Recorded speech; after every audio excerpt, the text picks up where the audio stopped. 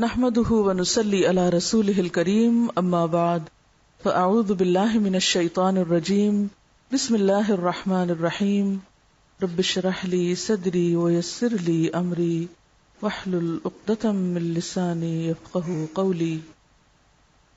سورۃ الزمر 23واں پارہ آیت 21 سے 23 تک۔ اعوذ باللہ من الشیطان الرجیم بسم اللہ الرحمن۔ نہایت رحم فرمانے والا ہے۔ کیا تم نہیں دیکھتے کہ اللہ نے آسمان سے پانی برسایا، پھر اس کو سوتوں اور چشموں اور دریاؤں کی شکل میں زمین کے اندر جاری کیا، پھر اس پانی کے ذریعے سے وہ طرح طرح کی کھیتیاں نکالتا ہے جن کی قسمیں مختلف ہیں، پھر وہ کھیتیاں پک کر سوکھ جاتی ہیں، پھر تم دیکھتے ہو کہ وہ زرد پڑ گئیں، پھر آخر کار اللہ ان کو بھس بنا دیتا ہے۔ در حقیقت اس میں ایک سبق ہے عقل رکھنے والوں کے لیے۔ اب کیا وہ شخص جس کا سینہ اللہ نے اسلام کے لیے کھول دیا اور وہ اپنے رب کی طرف سے ایک روشنی پر چل رہا ہے، اس شخص کی طرح ہو سکتا ہے جس نے ان باتوں سے کوئی سبق نہ لیا؟ تباہی ہے ان لوگوں کے لیے، تباہی ہے ان لوگوں کے لیے جن کے دل اللہ کی نصیحت سے اور زیادہ سخت ہو گئے، وہ کھلی گمراہی میں پڑے ہوئے ہیں۔ اللہ نے بہترین کلام اتارا ہے، ایک ایسی کتاب جس کے تمام اجزاء ہم رنگ ہیں، جس میں بار بار مضامین دہرائے گئے ہیں۔ اسے سن کر ان لوگوں کے رونگٹے کھڑے ہو جاتے ہیں جو اپنے رب سے ڈرنے والے ہیں، اور پھر ان کے جسم اور ان کے دل نرم ہو کر اللہ کے ذکر کی طرف راغب ہو جاتے ہیں۔ یہ اللہ کی ہدایت ہے جس سے وہ راہ راست پہ لے آتا ہے جسے چاہتا ہے، اور جسے اللہ ہی ہدایت نہ دے ہم نے دیکھا نہیں۔ کیا ان اللہ کہ بے شک اللہ تعالی نے انزل من السماء ماء آسمان سے پانی اتارا، یعنی بارش کی شکل میں، فسلکہ ینابیع فی الارض، پھر اس کو چلایا زمین میں، کس شکل میں؟ چشموں کی شکل میں، ثم یخرج بہ زرعا، پھر اس سے وہ کھیتیاں نکالتا ہے، مختلف طرح سے، یعنی اس پانی سے بہت سی چیزیں فائدہ اٹھاتی ہیں، خصوصاً زمین کی نباتات، طرح طرح کے رنگوں کی کھیتیاں پیدا ہوتی ہیں۔ ثم یخرج بہ زرعا مختلفا الوانہ، پھر اس پانی کے ذریعے سے وہ طرح طرح کی کھیتیاں نکالتا ہے، یعنی ہر رنگ کی۔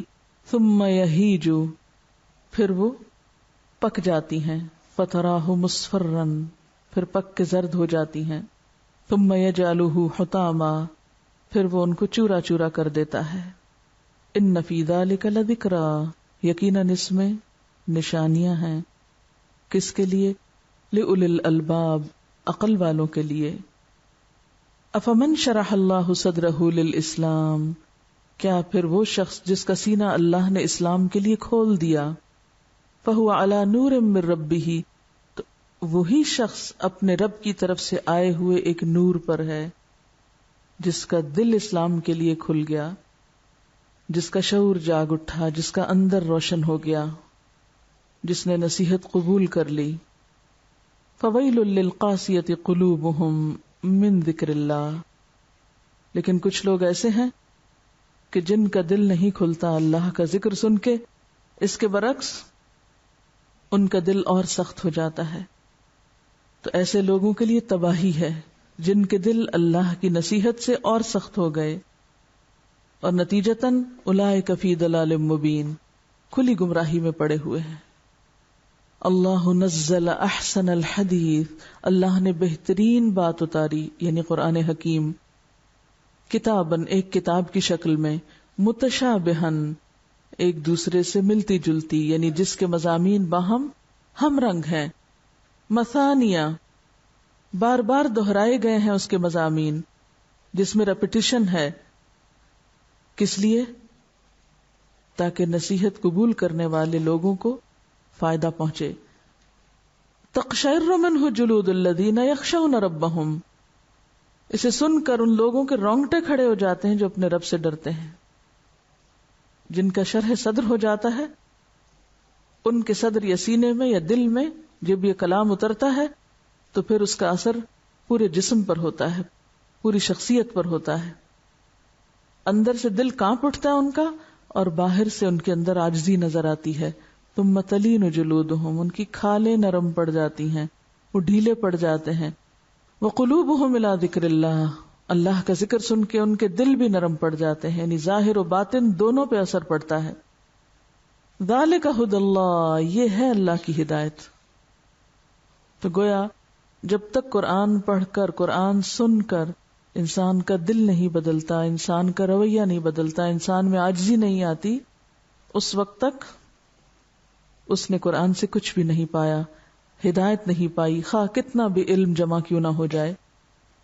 ذالک ھدی اللہ یہدی بہ من یشاء، یہ ہدایت پھر اللہ جس کو چاہتا ہے دیتا ہے، اور ہر ایک کو وہی ملتا ہے یا اتنا ہی ملتا ہے جتنا اس کا ظرف ہوتا ہے، جتنا اس کے اندر جذب کی یا لینے کی صلاحیت ہوتی ہے.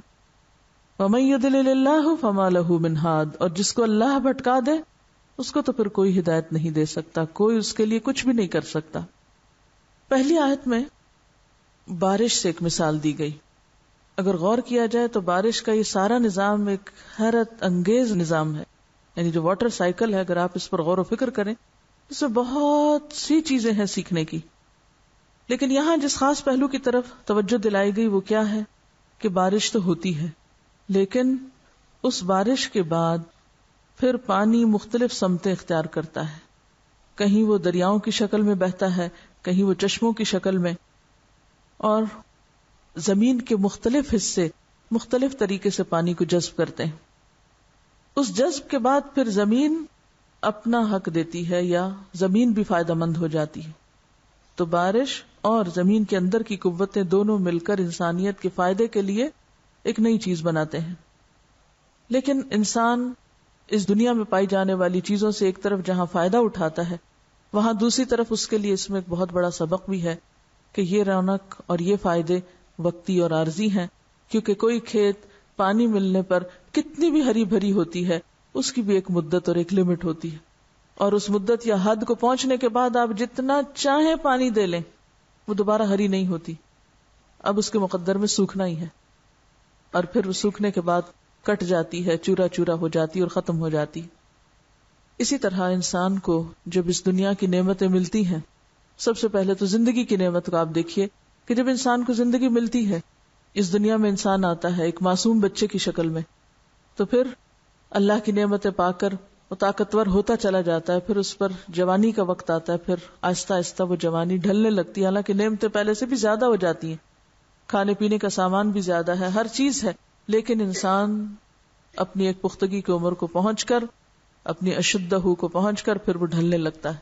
اب آپ کتنا بھی اس کے ساتھ کوشش کریں، بالآخر وہ بڑھاپے کو جا چھوتا ہے اور آخر کار ختم ہو کر رہ جاتا ہے. یہی سبق ہے جو بارش کے اس نظام سے سیکھنے کا ہے. یعنی اس آیت کے اندر سیکھنے کا مزاج ہوتا ہے، جس کے اندر نصیحت قبول کرنے کا مزاج ہوتا ہے. جیسے وہی زمین سبزہ اگا سکتی ہے، وہی زمین کھیتی اگاتی ہے جو اپنے اندر پانی جذب کرتی ہے. اگر وہ پانی کسی چٹان پہ پڑے، پہاڑ پہ پڑے تو کیا ہوتا ہے؟ پانی بہہ جاتا ہے، اندر نہیں جذب ہوتا، اس پہ کھیتی نہیں اگ سکتی.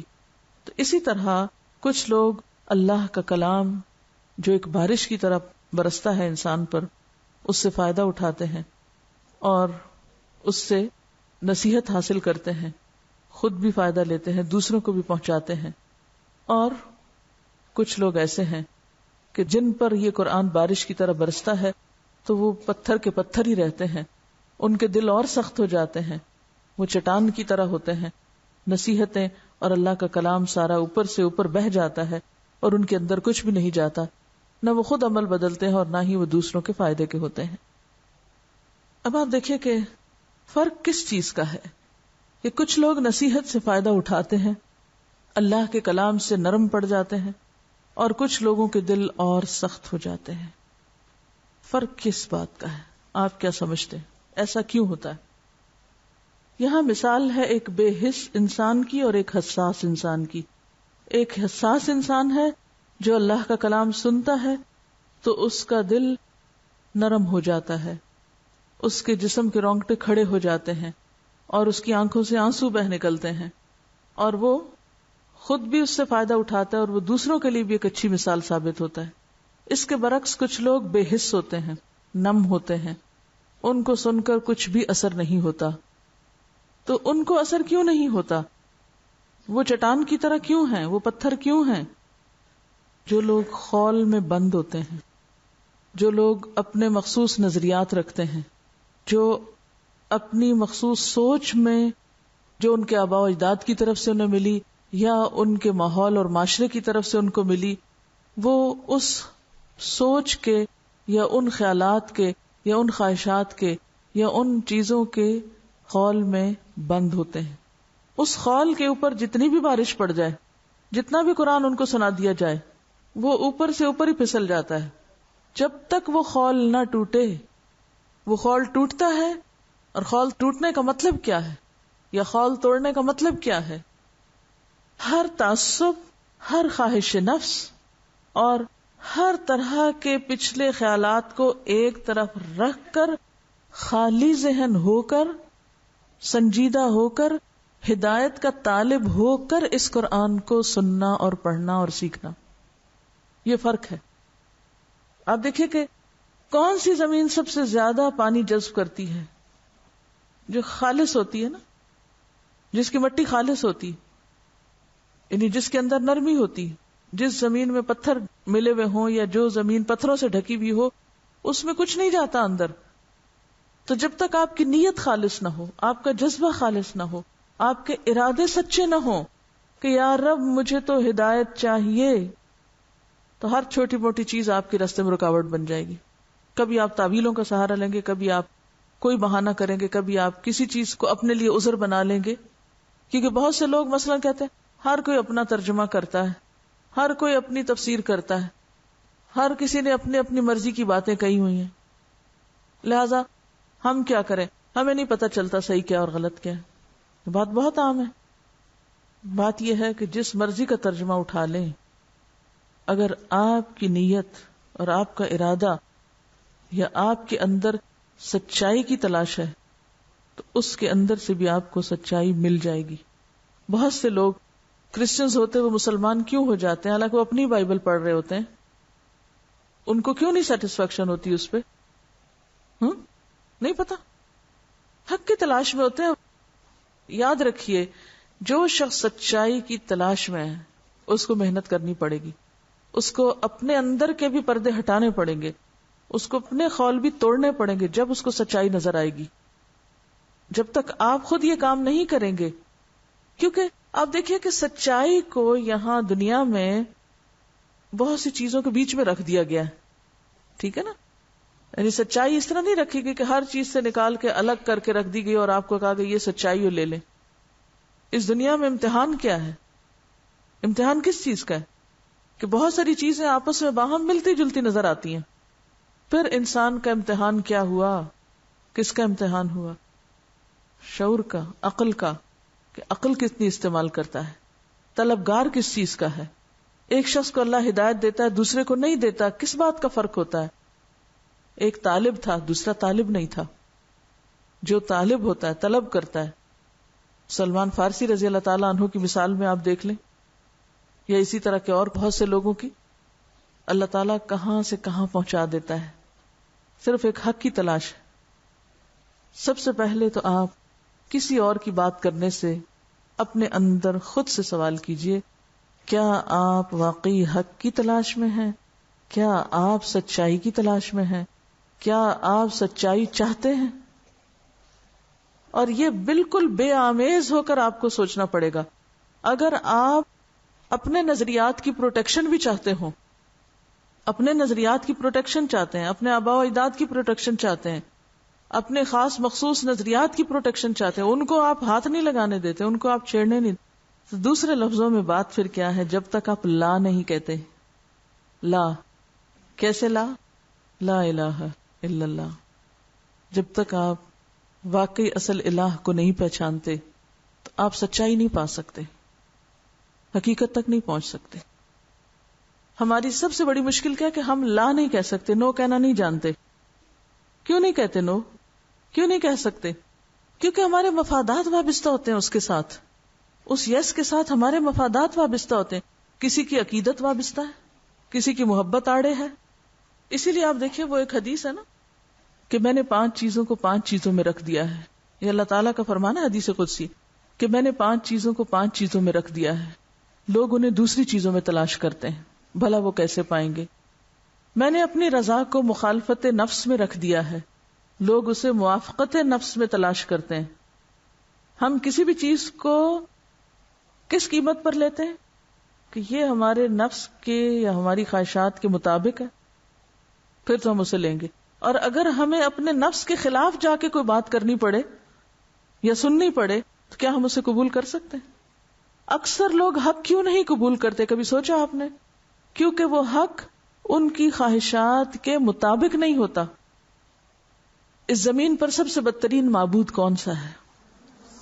انسان کا نفس.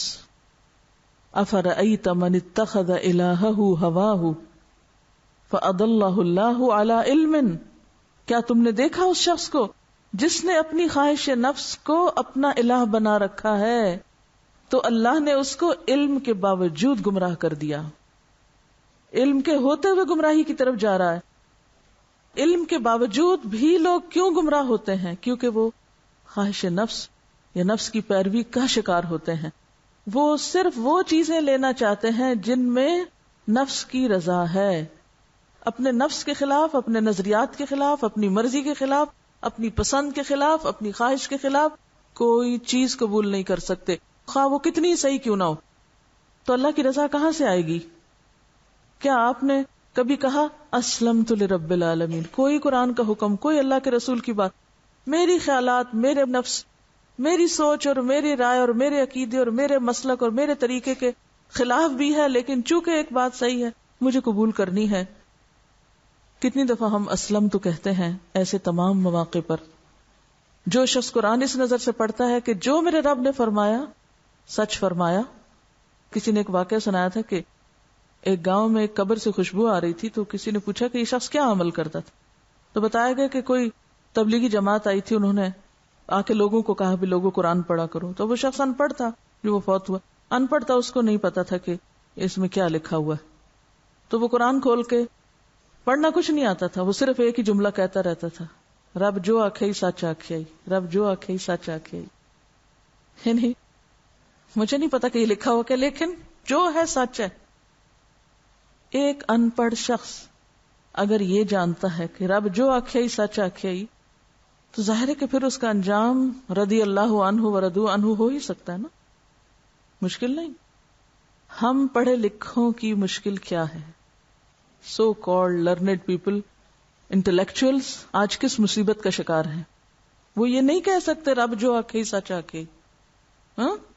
کچھ لوگوں نے کچھ اصول بنائے ہوئے, ان اصولوں پہ قرآن حدیث کو پرکھتے ہیں. کچھ لوگوں نے اپنے کچھ معیار بنائے ہوئے, ان پہ لا کے چیزوں کو فٹ کرتے ہیں, جو اس میں آتی وہ لے لیتے ہیں, جو اس میں نہیں آتی وہ کہتے ہیں یہ ہمارے لیے نہیں ہے.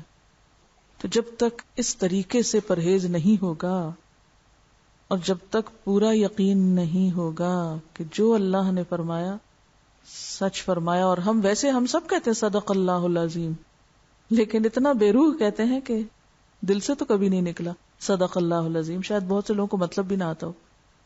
بہت سے لوگ اس لیے نہیں ایکسپٹ کرتے کہ ان کو لاجک کے اوپر, عقل کے اوپر اور بہت سی پیمانوں پہ چیزوں کو پرکھتے رہتے ہیں. یہ بھول جاتے ہیں کہ یہ وحی الہی ہے. میری عقل غلط ہو سکتی ہے, میرے خیالات, میری سوچ, میرے نگاہ کا زاویہ غلط ہو سکتا ہے, یہ نہیں غلط ہو سکتا. یہی ایمان لانا ہے اس پر.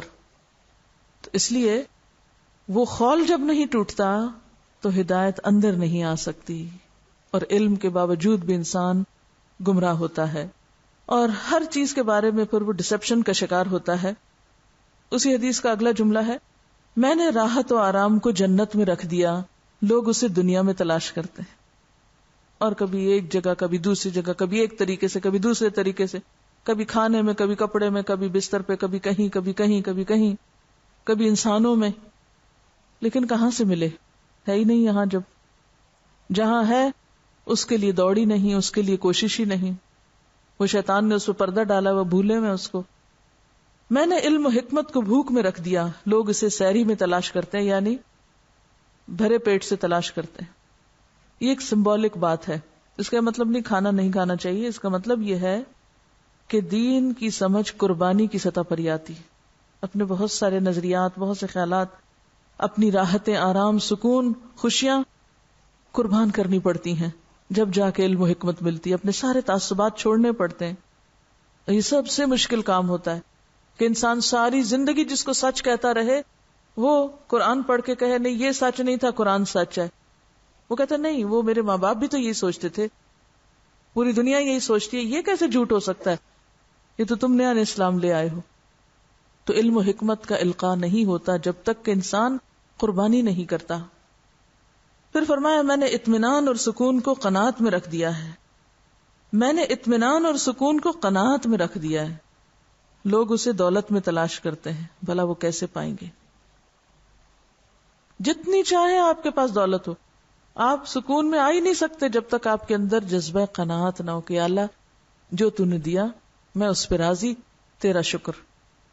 میں نے عزت کو اپنی اطاعت میں رکھ دیا، لوگ اسے بڑے بڑے مرتبوں اور جھوٹے جاہو جلال میں تلاش کرتے ہیں، بھلا وہ کیسے پائیں گے؟ اصل عزت تو اللہ کی اطاعت میں ہے۔ لوگ سمجھتے ہیں کہ کوئی بڑا عہدہ ان کے پاس آ گیا تو اس سے ان کو عزت مل جائے گی، اور یہ بھی ایک دھوکہ ہے۔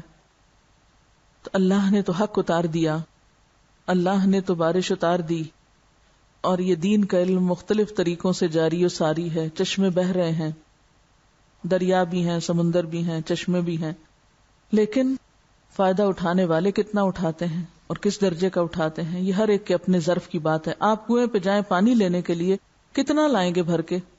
جتنا ڈول ہوگا، جتنا آپ کا برتن ہوگا۔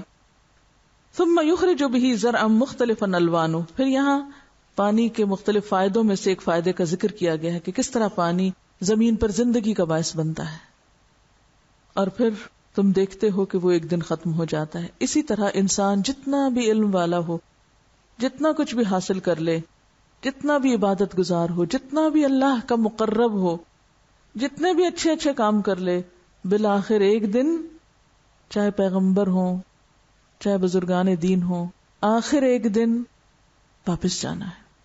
ہر چیز کا ایک انجام ہے، ایک اختتام ہے۔ کل من علیہا فان ویبقی وجہ ربک ذو الجلال والاکرام۔ اور ہم اس حقیقت کو بھول جاتے ہیں، لہٰذا اللہ کو بھول کے لوگوں میں اٹک جاتے ہیں اور سمجھتے ہیں کہ جب تک لوگ نہیں ہوں گے تو ہم تو جی بھی نہیں سکتے، اور ہمارے ایمان کا پتہ نہیں کیا ہوگا۔ پھر اللہ کو پہچانا نہیں نا۔ لوگ تو سب جانے والے ہیں، لوگ تو سب ختم ہونے والے ہیں، باقی رہنے والی تو صرف ایک ذات ہے۔ تو ضرورت اس بات کی ہے کہ اس سے زیادہ اپنے تعلق کو مضبوط کیا جائے۔ اور پھر وہی بات، اگر اسلم تو ہوا اور سچائی کی تلاش ہوئی تو وہ راہ دکھا دے گا۔ وہ کسی ایک انسان کے جانے یا کسی ایک انسان کے ختم ہونے سے ختم نہیں ہوگا۔ اور اگر ایسا ہوتا تو یہ 1400 سال پہلے جاری ہونے والا سلسلہ آج یہاں تک نہ پہنچتا۔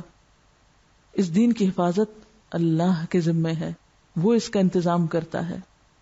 پانے والوں کو اپنے اندر سچی طلب رکھنی چاہیے، وہ دینے میں کمی نہیں کرے گا، وہ ایک کے بعد ایک انتظام کرتا جائے گا۔ ان فی ذلک لذکریٰ لأولی الالباب، عقل والوں کے لیے اس میں بہت سی نشانیاں ہیں۔ افمن شرح اللہ صدرہ للاسلام، پھر اللہ نے جس کا سینہ اسلام کے لیے کھول دیا، اور سینہ کھلنا کیا ہے؟ اس خول سے باہر آنا، دل کھل گیا، قبولیت آ گئی، اس میں جذب کی کیفیت پیدا ہو گئی۔ فَهُوَ عَلَى نُورٍ مِّن رَبِّهِ، تو وہ اپنے رب کی طرف سے ملنے والے ایک نور پر ہے۔ یہ نور کب نصیب ہوتا ہے؟ جب انسان سارے تعصبات کو پیچھے ڈال کر صرف سچائی اور حق کی تلاش میں ہوتا ہے، تو اللہ تعالیٰ خود رہنمائی کرتا ہے۔ پھر کوئی انسان رہنما نہ بھی ہو، اللہ ہاتھ پکڑ لیتا ہے بندے کا اور بھٹکنے سے بچا لیتا ہے۔ یوسف علیہ السلام جب ہر طرف سے فتنوں میں گھر گئے تھے تو کس نے بچایا تھا؟ لولا ان رآ برہان ربہ، یہ رب کی برہان تھی نا، تنہا تھے، بالکل تنہا، کوئی سپورٹ نہیں تھی، کس نے بچایا؟ اس نے بچایا۔ اصحاب کہف کو کس نے راہ دکھائی؟ کس نے ان کی حفاظت کی؟ اس نے کی۔ اگر میں سچی ہو جاؤں، کیا مجھے وہ راہ نہیں دکھائے گا؟ کیا بھٹکنے کے لیے چھوڑ دے گا؟ نہیں چھوڑے گا۔ اپنی طلب صادق کریں، اپنی طلب میں سچائی لائیں، اور اگر آپ نے خود کوشش نہ کی اور آپ نے نہ چاہا، آپ کے اندر چاہت نہ ہوئی، تو آپ نصیحتوں کے ڈھیر میں بھی کچھ سننے کے قابل نہیں، کچھ لینے کے قابل نہیں. چاہے آپ کا سارے گھر کا ماحول موافق ہو، چاہے آپ کو ہر طرح کی سہولتیں میسر ہوں، پھر بھی آپ کے لیے رستہ بند ہے، کیونکہ آپ کے اندر طلب نہیں ہے. فَوَيْلٌ لِّلْقَاسِيَةِ قُلُوبُهُم مِّن ذِكْرِ اللَّهِ، تو ہلاکت ہے، تباہی ہے، بربادی ہے ان لوگوں کے لیے جن کے دل اللہ کے ذکر سے سخت ہو گئے. تو اس سے کیا پتہ چلتا ہے کہ یہ اللہ کا ذکر لوگوں پر دونوں طرح عمل کرتا ہے. تو پناہ مانگنی چاہیے اس سے کہ ہم اللہ کے دین کو جانیں اور سیکھیں، اس کے قرآن کو سنیں اور ہدایت پانے کی بجائے بھٹک جائیں. ایسے لوگ بھی اسی دنیا میں رہتے ہیں. بہت سے لوگ کہتے ہیں نا، اچھا وہ فلاں عالم کو یہ نہ پتا چلا، اس نے یہ حدیث نہ پڑھی، اس نے یہ بات نہ سنی، اس سے چھپی رہ گئی. بہت سی باتیں پڑھ کے بھی انسان نہیں پڑھتا، سمجھ کے بھی نہیں سمجھتا، جان کے بھی انجان بنتا ہے. کیوں؟ نیت حق کی تلاش نہیں ہوتی، حق تک پہنچنا نہیں ہوتا. نیت اپنے مسلک یا اپنے خیالات یا اپنے نظریات کو پروموٹ کرنا ہوتا ہے یا اس کو پروٹیکٹ کرنا ہوتا ہے. نتیجہ کیا ہوتا ہے کہ انسان اتنا بے حس ہو جاتا ہے کہ حق کو جان کر بھی، کیا اہل کتاب میں سے ایسے لوگ موجود نہ تھے جو آپ صلی اللہ علیہ وسلم کو اتنا پہچانتے تھے جس طرح کوئی اپنے بیٹے کو پہچانتا ہے؟ اتنی سچائی سامنے تھی، اس کے باوجود کیا ہوا؟ کیوں نہ مانا؟ کیوں نہیں مانا تھا انہوں نے؟ تو وہ لوگ ختم ہو گئے دنیا سے جو اس دور میں انکار کرنے والے تھے. منافقین کے سامنے رسول اللہ نہیں تھے صلی اللہ علیہ وسلم، لیکن دل کی بیماری نے قبول نہ کرنے دی سچائی. مسجد نبوی میں آ کے، آپ کی صحبت میں بیٹھ کے، آپ کے پاس قریب رہ کے بھی ان پہ کوئی اثر نہ ہوا. کیا مشکل تھی ان کی؟ ہم تو چلے بہت دور ہیں نا، 1400 سال بعد آئے ہیں، اور ہمارے سامنے تو بہت کچھ دھندلا گیا، بہت سا وقت اور وقفہ اور بہت کچھ پڑ گیا، زبان بھی اور ہے اور علاقے بھی، اور بہت سے فاصلے ہو گئے. ان کے لیے کون سا فاصلہ تھا؟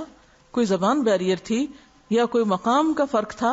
نہیں، فاصلہ دل کا فاصلہ تھا. فی قلوبہم مرض، دل بیمار تھے ان کے.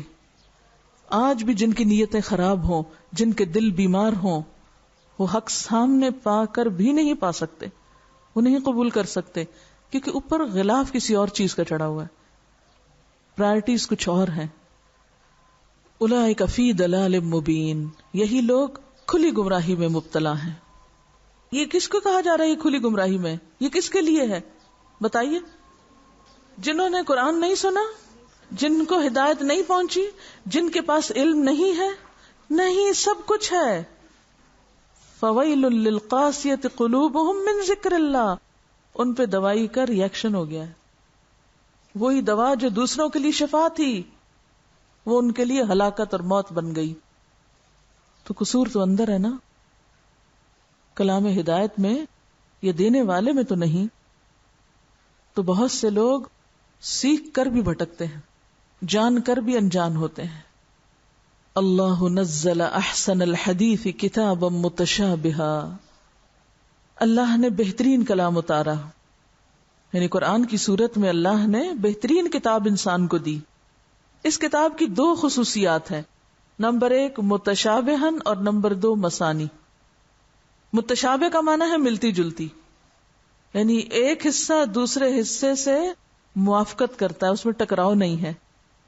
جیسے ایک درخت کے پھول ملتے جلتے ہوتے ہیں نا، ایک پودے کے پھول ملتے جلتے ہوتے ہیں، سائز اوپر نیچے ہوتا ہے، فرق ہو سکتا ہے، لیکن رنگ، خوشبو وہ ملتا جلتا ہوتا ہے.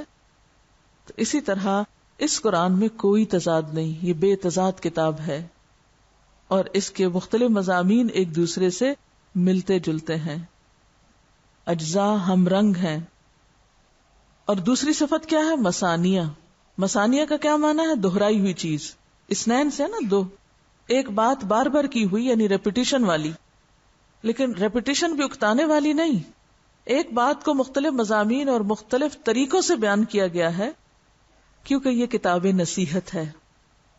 نصیحت کرنے والا کیا چاہتا ہوتا ہے کہ کس طرح نصیحت کرے؟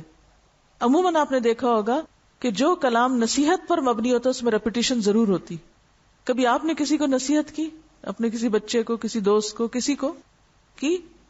بار بار کرتے ہیں، بار بار کرنی پڑتی. کیوں بار بار کرتے ہیں؟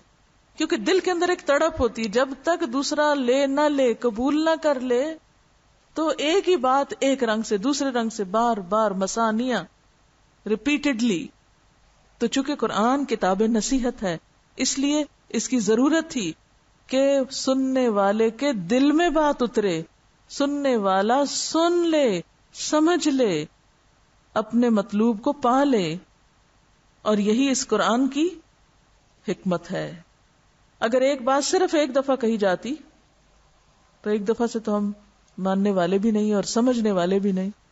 اور ویسے بھی ایک بات مختلف انداز میں جب کی جاتی تو اس کے پیچھے ایک اور حکمت یہ بھی ہوتی ہے کہ مزاج بھی تو مختلف ہوتے ہیں نا.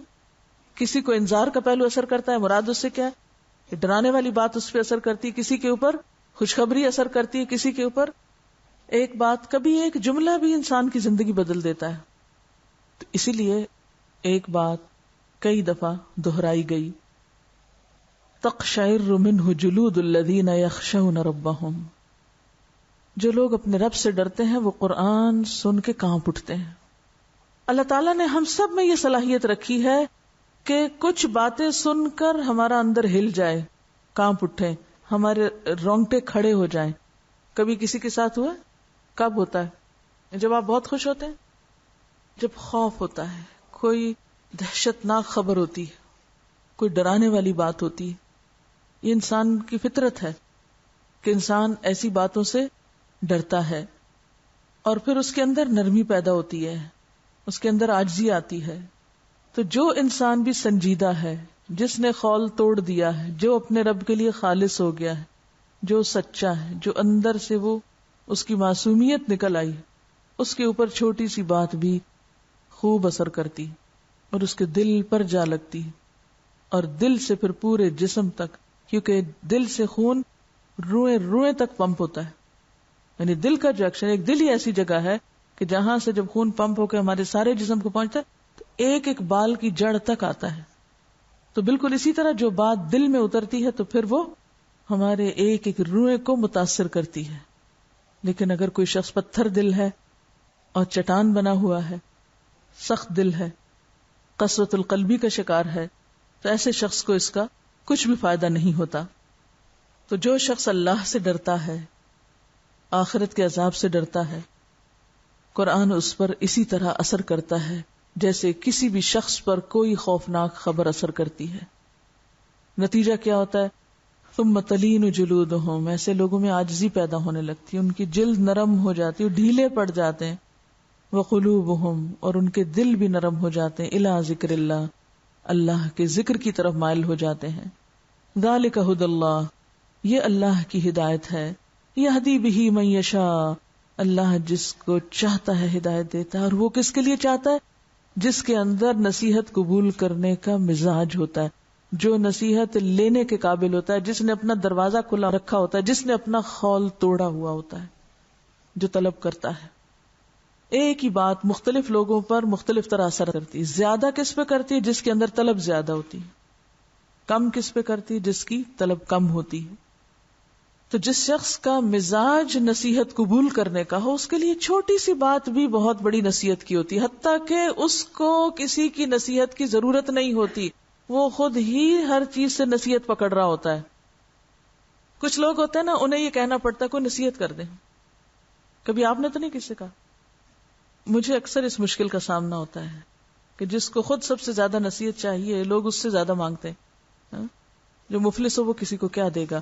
بہرحال بات یہ ہے کہ نصیحت مانگنے کی چیز نہیں ہوتی. قرآن میں کیا آتا ہے؟ لعلہم یتذکرون. تذکر کا کیا معنی ہے؟ کیسے ترجمہ کرتے ہیں آپ؟ نصیحت پکڑتے ہیں، حاصل کرتے ہیں، نصیحت لیتے ہیں. تو کیسے نصیحت لیتے ہیں؟ ہر چیز سے نصیحت لیتے ہیں. صحابہ کرام کے بارے میں آتا ہے کہ وہ ہر چیز سے سبق لیتے تھے. آپ صلی اللہ علیہ وسلم چڑیا بھی اڑتی تھی تو اس سے بھی سبق سیکھتے تھے، سکھاتے تھے.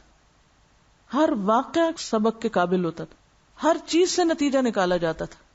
حضرت ابو الدرداء کے بارے میں آتا ہے، ایک دفعہ انہوں نے 2 بیلوں کو دیکھا، کہا ان میں بھی نصیحت ہے، ان میں بھی سبق. حضرت ابو الدرداء کے بارے میں تو ان کی اہلیہ سے پوچھا کہ ان کا سب سے پسندیدہ کام کیا تھا، تو کہتے تھے کہ کثرت سے وہ غور و فکر کیا کرتے تھے.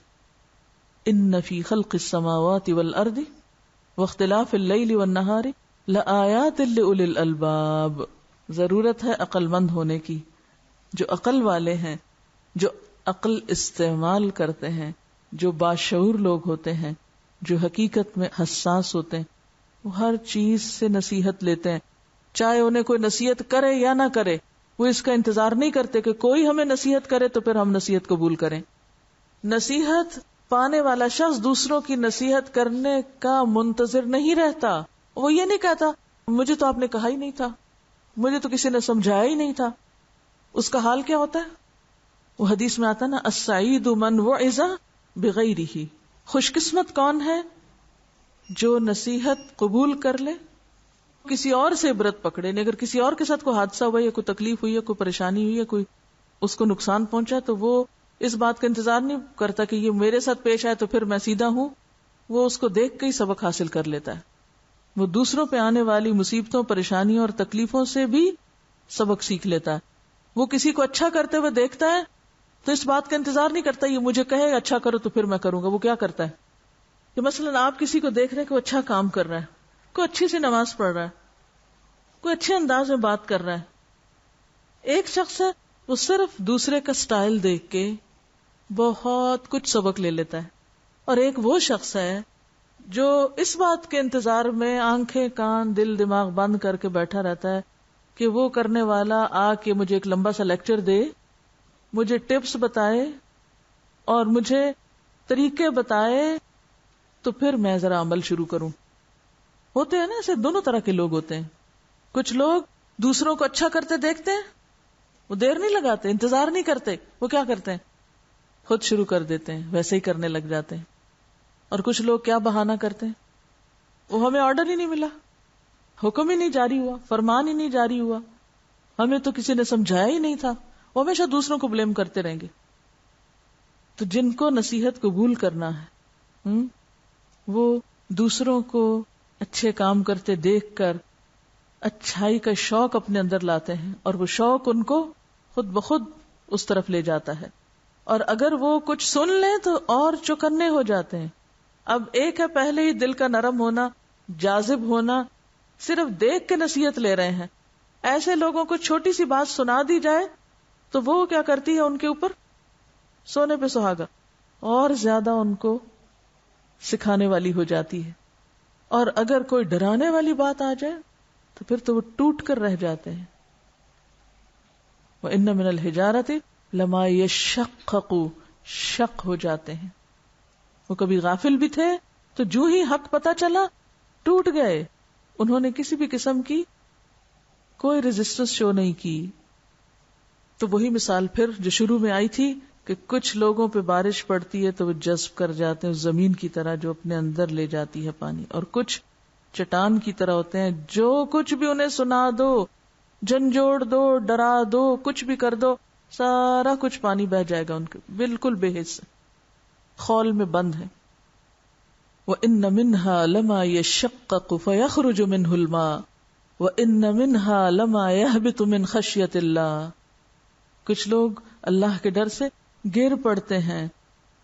يَخْشَوْنَ رَبَّهُمْ ثُمَّ تَلِينُ جُلُودُهُمْ وَقُلُوبُهُمْ إِلَى ذِكْرِ اللَّهِ. اور کچھ لوگ جن کو نصیحت کی بھی جائے تو وہ اللہ کے ذکر سے کیا کرتے ہیں، ان کے دل اور سخت ہو جاتے ہیں. یہ کون ہوتے ہیں؟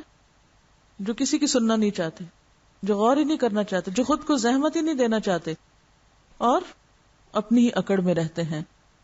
تو بات یہ ہے کہ نصیحت اگرچہ انسان دوسروں سے لیتا ہے، لیکن اس کے لیے اہم ترین چیز کیا ہے کہ انسان اسے اپنی ضرورت سمجھے. کیونکہ جیسے آپ سے کل بھی میں نے عرض کیا تھا کہ آپ کے لیے کوئی ماحول تو تیار کر سکتا ہے، لیکن آپ کے اندر سے وہ خیر نہیں نکال سکتا.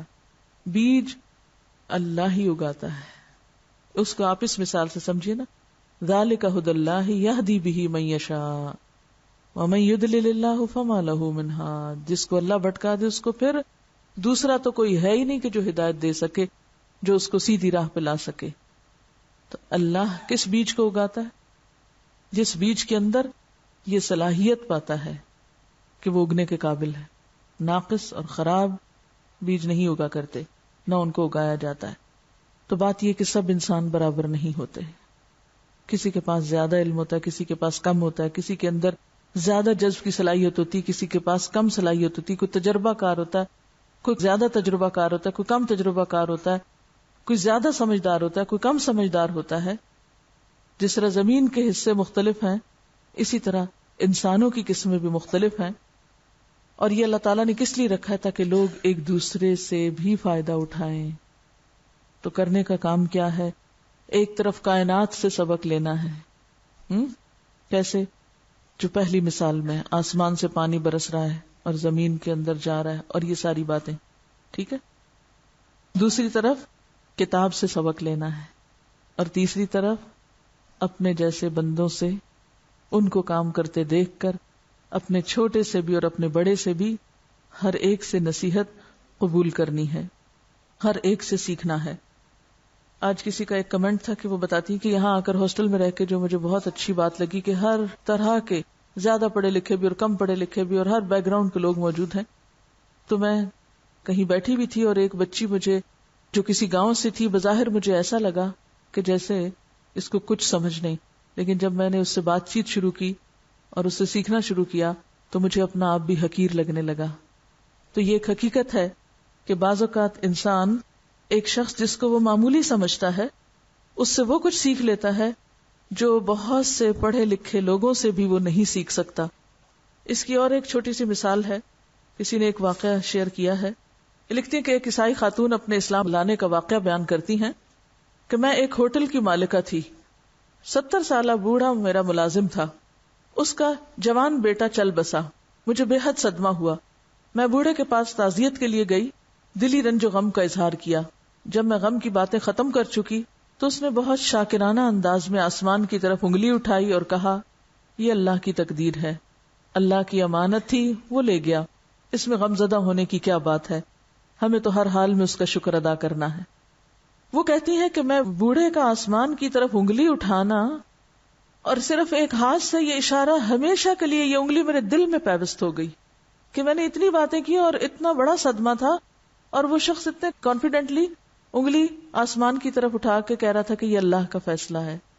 اب آپ دیکھیں نا کہ ایکشن صدقہ جاریہ بنتا ہے، یا ایکشنز بھی انسان کے لیے زیادہ سے زیادہ ثواب میں اضافہ کرتے ہیں.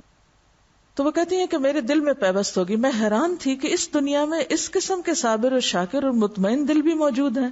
مجھے جستجو ہوئی کہ اس کے اندر یہ دل کیسے آیا. میں نے اس سے مزید گفتگو کی کہ کیا جو شخص مرا ہے اس کے بچے بھی تھے؟ بولا ایک چھوٹا بچہ، ایک بیوی. میری حیرت کم ہو گئی کہ چونکہ پوتا ہے اس لیے یہ اتنا غمگین نہیں. وہ پھر اس کو کسی اور چیز سے ریلیٹ کر رہی تھی. تھوڑے دن بعد پوتا فوت ہو گیا. میں نے سوچا اب بوڑھے کا امتحان ہے. میری دلچسپی یہ تھی کہ بوڑھے کے دل کی حالت کا اندازہ کروں کہ اب وہ کیا سوچتا ہے. سوچتی رہی کہ اب تو وہ ضرور ہی غمگین ہوگا اور غم میں اس کا برا حال ہوگا اور اس کا صبر رخصت ہو چکا ہوگا. میں اسے پھر ملی، ہمدردی کا یقین دلایا.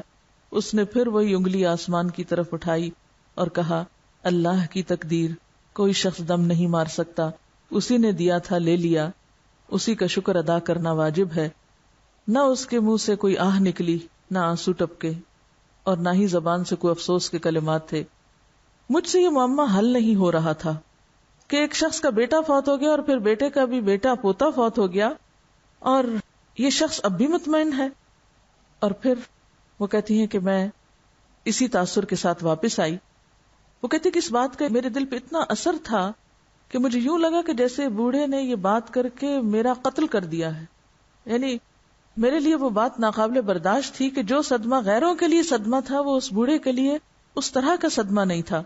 بہرحال وہ شخص بوڑھا تھا، اپنی زندگی میں رہتا، اور ایک دن بولا کہ آج میں قبرستان جاؤں گا. میرے دل میں پھر خیال آیا کہ اب یہ وہاں جا کے کیا کرے گا. میں اس کے پیچھے چلی گئی. میں نے دیکھا کہ قبروں پہ پانی چھڑک رہا ہے. واپس پلٹا تو چہرے پہ اطمینان تھا. جب میں نے معلوم کیا تو پتہ چلا کہ یہ شخص مسلمان ہے اور اس کا اللہ پر بھروسہ ہے، اور یہی چیز میرے مسلمان ہونے کا ذریعہ بن گئی. تو اصل دعوت کس سے ہوتی ہے؟